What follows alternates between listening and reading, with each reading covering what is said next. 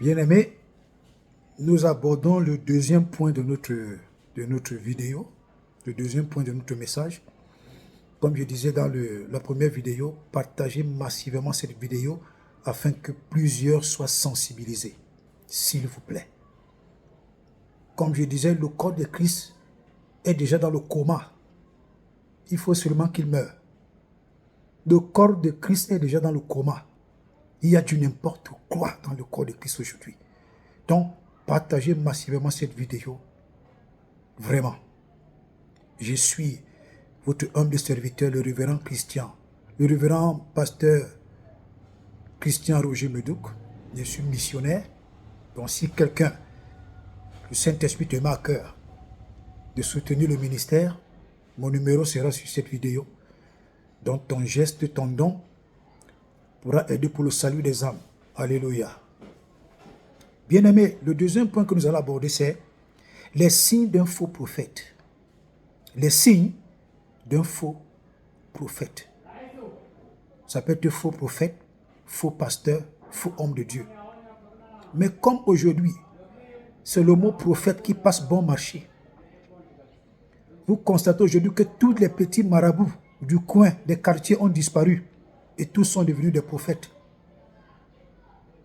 Il y a un autre en France là, je ne sais pas comment il s'appelle ce petit jeune homme là, qui veut toujours défendre l'indéfendable. Il pense qu'il a le Saint-Esprit pour défendre même les bêtises de ses collègues prophètes. Des choses amusantes. Et je vois des gens aller dans ces églises-là. Dieu a dit sortez du milieu d'eux. Donc quand tu constates que ton pasteur, ton prophète est faux, sors de là. Ce n'est pas Dieu qui vient te faire sortir avec la force. Alléluia. Donc parlons rapidement des signes d'un faux prophète. Il est orgueilleux. Orgueilleux. Il sait tout. Les autres ne savent rien. C'est à lui seul que Dieu parle. Dieu ne parle plus à une autre personne. C'est à lui seul que Dieu donne les révélations. Dieu ne donne pas les révélations à une autre personne. C'est lui qui est le big boss de l'église. Il n'y a qu'à lui seul que Dieu parle. Les autres sont des enfants. Ce sont des signes d'un faux prophète. Ce sont des signes d'un manipulateur. Ce sont des signes d'un dictateur spirituel. Ce sont des signes d'un gourou. Alléluia. Oui, bien-aimés dans le Seigneur.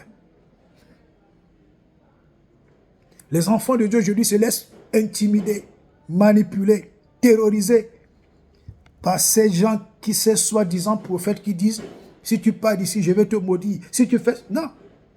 Tu es libre de quitter une église quand tu ne te sens plus à l'aise. Il n'y a aucune malédiction dedans. Aucune malédiction. Alléluia. Voilà les signes d'un faux prophète. Orgueilleux. Il sait tout. Les autres ne savent rien. C'est seulement à lui ce que Dieu parle. Dieu ne parle pas à quelqu'un d'autre. C'est à lui ce que Dieu se révèle. C'est à lui ce que Dieu dit. Les choses qui concernent les vies des gens. Seulement à lui seul. Lui-même ne voit pas son propre banditisme. Il ne voit pas son propre vol. Il ne voit pas sa propre escroquerie. Mais il voit tout dans la vie des gens. Alléluia. Ah oui. Chacun de nous a le Saint-Esprit quand il le désire dans sa vie. Et la Bible dit que c'est le Saint-Esprit qui sonde tout, même les profondeurs de Dieu. Ce n'est pas le prophète qui sonde les profondeurs de Dieu, c'est le Saint-Esprit qui va aller sonder les profondeurs de Dieu et qui va t'apporter à toi qui désires connaître la vérité sur ta vie, la véritable révélation de ton problème. Mais beaucoup de chrétiens ou de chrétiens ou je ne sais quoi prennent leur vie qui déposent entre les mains de faux pasteurs et c'est vous qui faites qu'ils deviennent des gourous. Ils commencent à vous escroquer. Ces gars n'ont pas de cœur. Ils n'ont pas de cœur. Mais l'évangile est tel que même quand quelqu'un est du diable, il te prêche, tu crois qu'il est vrai. Mais ce sont les actes qui posent. Et ce sont des signaux que le Saint-Esprit vous donne en vous disant regardez tel acte, regardez tel acte. C'est un faux type. Et vous restez là, vous dites qu'est-ce qu'il prouve? Vous croyez que c'est Dieu qui viendra vous faire sortir de là? Restez là-bas et puis mourir spirituellement, c'est tout. Alléluia. Le deuxième signe d'un faux prophète, il est manipulateur. Manipulateur. Quand il a ses intérêts sur toi et qu'il te va marcher avec quelqu'un d'autre, il viendra te dire que la personne avec qui tu marches est mauvaise, à raconter des choses sur ta vie, juste pour que tu te sépares de la personne. Comme ça, il a le temps de te cerner et de te ronger, de te sucer jusqu'à la moelle. Ce sont des manipulateurs. Toujours en train de dire que ne marche pas avec elle, il est mauvais. Ne marche pas avec elle, il est mauvais. Juste pourquoi? Pour ses intérêts. Mais il ne dira jamais à deux frères, ou alors un frère ou une soeur qui sont pauvres, qui ont des situations pas vraiment agréables. Il n'ira jamais dire à l'un que l'autre est mauvais, ne marche pas avec lui. Mais c'est quand il sait que dans l'église, il y a quelqu'un qui est bien nanti. Dès que tu t'approches de la personne, il sait que ses intérêts sont menacés. Il va dire à la personne immédiatement que telle personne a dit du mal contre toi, ne marche plus avec elle. Et c'est ça la manipulation, le comportement des faux prophètes. Voilà le deuxième signe. Alléluia. Le troisième signe, c'est que ce sont des gens qui marchandent les prophéties. Ils vous marchandent les fausses prophéties. Ils vous inventent des choses. Ils mentent sur vos vies. Ils inventent des choses. Ils racontent du mensonge juste pour captiver votre attention sur eux. Et ils vous demandent de l'argent. D'autres même font venir certains de leurs amis, certaines personnes avec lesquelles ils se sont entendus. Ils ont signé un marché. Il vient là, il fait comme s'il prophétisait sur la personne, comme s'il recevait une révélation. Or, ce sont des choses dont ils se sont entendus dans le secret. Voilà le signe encore d'un faux prophète. Ils marchandent les prophéties qui sont même fausses d'ailleurs, dans le but de vous dépouiller, de vous voler et d'attirer votre attention sur eux. Enfants de Dieu, mettez toute votre confiance en Jésus. Ayez pour partenaire spécial le Saint-Esprit. Vous n'allez plus vous laisser tromper. Alléluia. Le quatrième signe d'un faux prophète, c'est que c'est quelqu'un qui commet l'adultère plus qu'un chien. C'est-à-dire sa vie d'adultère est pire que celle d'un chien. Si c'est une femme, sa vie d'adultère est pire que celle d'un chien, d'une chienne. Voilà le quatrième signe d'un faux prophète, d'un faux conducteur. Il vit dans l'adultère. Je te jure. Un adultère dans lequel tu ne peux pas trouver Satan dedans. Il vit dans une impudicité qui n'a pas de nom. Ce sont les signes des faux conducteurs, des faux prophètes. Alléluia. Un autre signe, c'est un escroc. Ils sont toujours en train de proposer des faux marchés aux enfants de Dieu. Des faux business. Juste dans le sens de vous estorquer, de vous escroquer. Après, ils vont vous dire que le business n'a pas marché, l'affaire n'a pas marché. Or, le mobile était déjà là, l'escroquerie. Nous en connaissons beaucoup. Qui jouent à des grandes personnes aujourd'hui, qui jouent à des personnes sérieuses aujourd'hui, qui jouent à des serviteurs de Dieu qui ont des révélations. Or, nous connaissons leur mobile, des escrocs. Ils s'en fichent de la chose de Dieu. Hein? Ils s'en fichent de ça. Ils ont même des écoles bibliques. Ils imposent les mêmes aux gens. Les gens les invitent à prêcher partout. Je vois la sottise, je vois l'enfantillage, je vois la légèreté avec laquelle le corps de Christ fonctionne aujourd'hui. Je me dis, mon Dieu, le corps de Christ est déjà dans le coma. Dans le coma. Alléluia. Alléluia. Un autre signe d'un faux prophète, les menteurs. Ils mentent comme ils respirent. Ils mentent comme ils respirent. Toujours en train de mentir sur des versets bibliques juste parce qu'ils veulent vous voler. En train de mentir sur vos vies juste parce qu'ils veulent vous dépouiller. Des menteurs. Ils mentent comme ils respirent. Voilà un autre signe de faux prophètes. Un autre signe de faux pasteurs. Un autre signe de faux conducteurs. Un autre signe de faux leaders. Ils mentent comme ils respirent. Ils mentent même en prenant le Saint-Esprit à témoin. Ils mentent même sur le dos du Saint-Esprit. Ils mentent même avec une gravité extrême. Mais vous constatez avec moi qu'ils n'ont même pas de sensibilité. Ils ont une conscience morte. Tout ce qui les intéresse, ce sont vos biens. Alléluia. Alléluia. Un autre signe de faux prophètes, il se prend pour un illuminé. C'est-à-dire, il connaît toute la Bible, il connaît toutes les révélations, il connaît tout. Pourtant, un tonneau vide. J'ai dit toujours aux gens, après Jésus, il n'y a pas meilleur prédicateur que le diable. Donc ce n'est pas parce que quelqu'un vous prêche avec une finesse, avec une beauté, avec une élégance, avec une face, c'est-à-dire avec un semblant d'onction, que vous croyez que le Saint-Esprit est dedans. Non. Ah non. Il y a des vrais serviteurs de Dieu. Ceux-là, je rends grâce pour leur vie et je les bénis. Mais les faux là, qui se prennent pour des illuminés, des vauriens, des tonneaux vides. Je vous dis la vérité. Des bâtards spirituels. J'ai dit des bâtards spirituels. On ne connaît même pas leur père. On ne connaît même pas leur origine. On ne sait même pas d'où ils sortent. Frères et sœurs, la parole de Dieu, la Bible, elle est disponible pour nous tous. Quand les vrais serviteurs de Dieu nous enseignent, c'est pour l'édification du corps de Christ. C'est pour le perfectionnement des saints.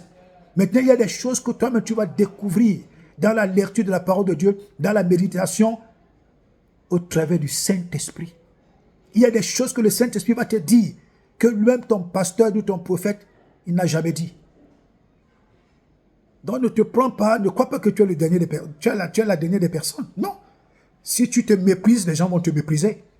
Si tu ne te prends pas au sérieux, les autres ne vont pas te prendre au sérieux. Si tu ne comprends pas qui tu es en Christ, les faux prophètes là ils vont te faire ça dur. Hein? Alléluia. Alléluia.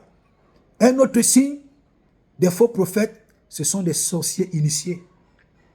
Des sorciers initiés dans la cabale juive, la cabale maçonnique juive. Ils sont initiés là-bas. D'autres sont d'autres baissent le pantalon devant un autre homme comme lui. Et il lui fait des conneries. Des femmes baissent les jupes et on les fait des conneries. Ils sont partis embrasser du n'importe quoi là-bas. Dans la cabale maçonnique juive. Et ils viennent dans les églises dire aux gens que Dieu n'a pas dit ceci, Jésus n'est pas mort pour les péchés. Des gens, ils prononcent même des pratiques, des formules magiques en plein culte. Et les gens pensent que c'est de la rigolade. Ce n'est pas de la rigolade. Ils sucent vos énergies. Ils vivent de vos énergies. Ils s'accaparent de vos énergies. Et leurs maîtres qui sont dans le lieu secret, dans la cabale juive, les maîtres qui les ont initiés, c'est eux qui se nourrissent de vos énergies. Prenons l'exemple de la fille qui souffrait, qui était possédée par l'esprit de Python dans Acte 16, verset 16. Ce qu'elle prophétisait sur Paul était la vérité.